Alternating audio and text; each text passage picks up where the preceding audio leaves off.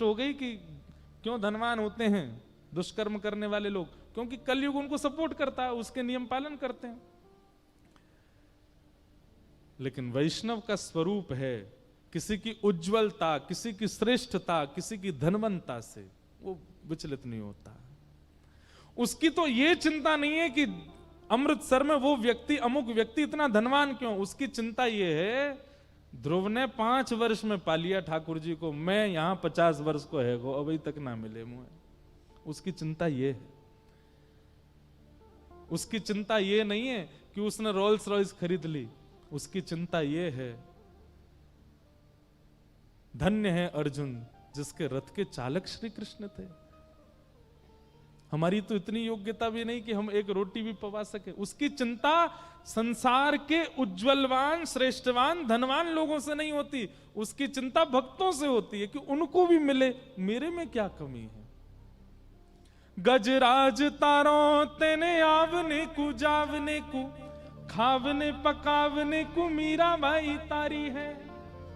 नरसी मेहता को तारो वहीवार सवारने को, वेदन सुनावने को जय देव तारो है। आपने सबको तारा है नाथ।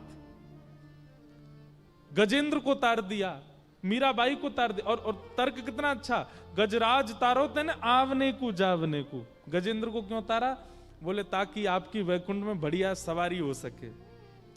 आपने कही कौन है संकट में? बोले गजेंद्र, तार दो, एक नई गाड़ी आ जाएगी वैकुंठ में, ले आओ। भक्त तो ऐसे ही ठाकुर जी से बात करते हैं कभी कभी नोक झोंक में। और खावने पकावने को मीराबाई तारी है। राजस्थान की, मेवाड़ की मीराबाई, वहां के लोग भोजन अच्छा बनाते हैं। ठाकुर जी आपको वैकुंठ के बाबरची के हाथ में सुख नहीं मिल रहा था, इसलिए मीराबाई तार दी, बढ़िया बढ़िया बनावेगी, कैर सांगरी की सब्जी, कभी जो है हल्दी की रोटी, और वहां में हल्दी की सब्जी, और क्या क्या होता है, बेसन की रोटी, बाटी, दाल। ठाकुर जी आपके मुंह में पानी आया हो, यही मारे आपने मीराबाई तार दी। और वेदन सुनावने को जयदेव तारो है, जयदेव को तार दिया। क्यों? बोले बढ़िया बढ़िया रचनाएं बना बना करके गाते हैं। नरसी मेहता को तारो वहीवार सवारने को। इतने लोग दान दक्षिणा, दान पेटियां भर जाते हैं, कोई सोने का मुकुट, कोई चांदी का सिंहासन। आपने सोची एक अकाउंटेंट होना चाहिए, नरसी मेहता को तार दिया। हाँ भाई, सब लेखा जोखी रखा करो। पर नाथ, मैं तो आपके किसी काम का नहीं हूं, मुझसे आपका कोई काम नहीं बनेगा, लेकिन आप तारणहार हो, यह बात तब सिद्ध होगी जब मुझे तार के दिखाओ। मैं आपके किसी काम का नहीं, मुझ पे ना रोटी बनानी आती, ना मैं आपका वाहन बन सकता, ना मैं आपका व्यापार संभाल सकता, ना मैं आपका श्रृंगार कर सकता।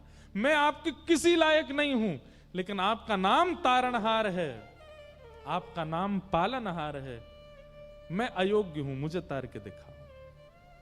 उसकी चिंता तो ये होती है। वो चिंता इस बात से चिंतित नहीं है कि कोई धनवान क्यों है, कोई श्रेष्ठ क्यों है। श्री माधवदास जी के चरित्र में आता है कि वे जगन्नाथपुरी जब गए थे तब उनकी आयु मात्र 21 वर्ष की थी। कितनी? 21 वर्ष की आयु में माधवदास जी जगन्नाथपुरी गए और वहां जाकर के 3 दिन तक अनशन व्रत किया जगन्नाथ जी का प्रथम दर्शन करने के बाद। क्यों? जैसे ही मंदिर में गए और महाप्रभु जगन्नाथ जी को जब उन्होंने देखा तो मन में ऐसी भावना आई, मैंने 21 वर्ष निकाल दिए बिना इनको देखे। 21 वर्ष केवल संसार के भोग में रहा, अब जाकर के निहारा इनको मैंने। 3 दिन तक भूखे प्यासे पड़े रहे, अनशन, मृत्यु के लिए चले गए समुद्र के तट पर। तो महाप्रभु श्री जगन्नाथ जी ने वहां के जो दैतापति राजा हैं उनसे कहा कि मेरा एक परम भक्त आया है, उसको मेरे निज थाल भेजो प्रसाद के लिए। जब प्रसाद के लिए माधवदास जी से कहा, माधवदास जी बोले अब जीवित नहीं रहना, अब प्रसाद आदि नहीं पाना। बोले अरे ठाकुर जी ने थाल भेजा है। जैसे ही जगन्नाथ जी का थाल देखा माधवदास जी आनंदित हो गए। अब ठाकुर जी चाहते हैं कि मैं जीऊं तो फिर क्यों मरूं। तब पाया भक्त की चिंता तो ये होती है, भक्त की चिंता बाकी की नहीं है। मीराबाई को अब हमको सुनने में, कहने में, देखने में लगता है कि मीराबाई पर कितना कष्ट आया, पर मीराबाई के लिए वो कष्ट नहीं है। मीराबाई के लिए कष्ट क्या है? पिछले 2 मिनट निकल गए और मैंने ठाकुर जी का नाम नहीं कहा, ये कष्ट है उनका। आज का पूरा दिन व्यतीत हो गया, मैंने किसी संत का दर्शन नहीं किया, ये कष्ट है उनका।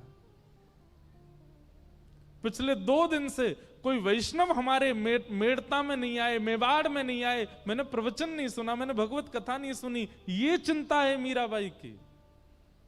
और ऐसी चिंता यदि आपको होती है तो आप वैष्णव हो, नहीं तो नहीं।